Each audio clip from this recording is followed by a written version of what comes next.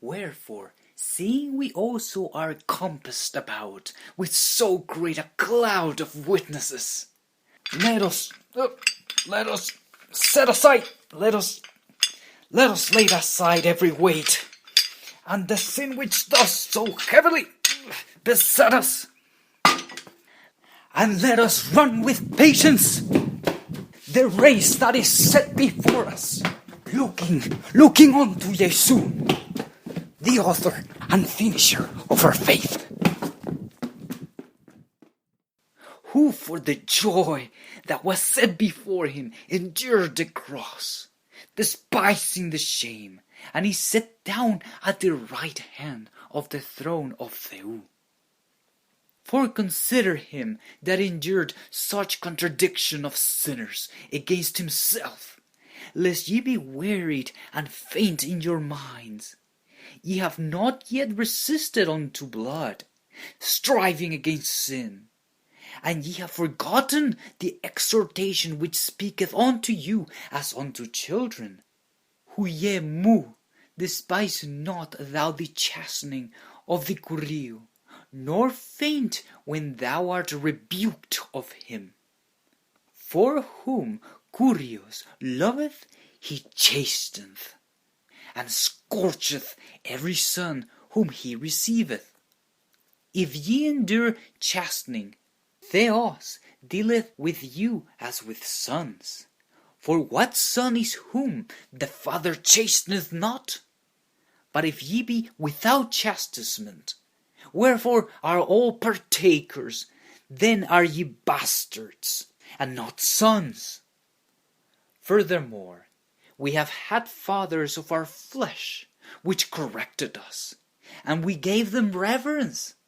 Shall we not much rather be in subjection unto the patriton pneumaton, and live? For they verily for a few days chastened us after their own pleasure, but he for our profit, that we might be partakers of his holiness.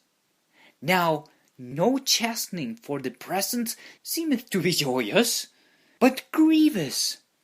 Nevertheless, afterward it yieldeth the peaceable fruit of righteousness unto them which are exercised thereby. Wherefore lift up the hands which hang down, and the feeble knees, and make straight paths for your feet, lest that which is lame be turned out of the way, but let it rather be healed. Follow peace with all men, and holiness, without which no man shall see Curion. Looking diligently, lest any man fail of the grace of Theou, lest any root of bitterness springing up trouble you, and thereby many be defiled. Lest there be any fornicator or profane person, as Esau, who for one morsel of meat sold his birthright. For ye know how that afterward, when he would have inherited the blessing, he was rejected, for he found no place of repentance, though he sought it carefully with tears. For ye are not come unto the mount that might be touched, and that burns with fire, nor unto blackness, and darkness, and tempest.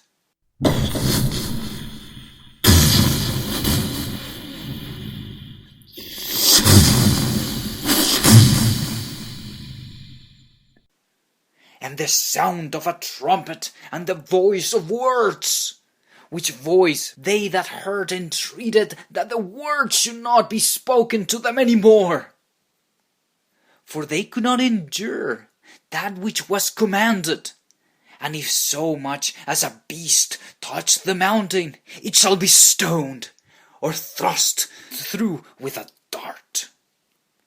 And so terrible was the sight that Moises said, I exceedingly fear and quake.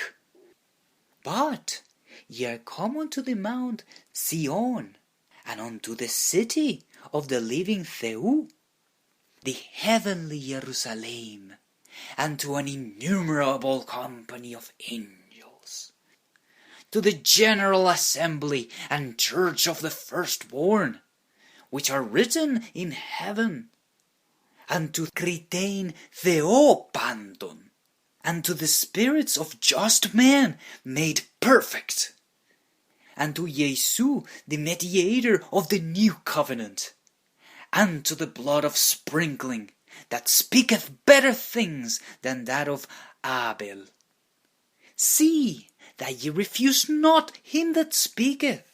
For if they escaped not who refused him that spake on earth, much more shall not we escape, if we turn away from him that speaketh from heaven, whose voice then shook the earth. But now he hath promised, saying, Yet once more I shake not the earth only, but also heaven. And this word, yet once more, signifieth the removing of those things that are shaken, as of things that are made, that those things which cannot be shaken may remain.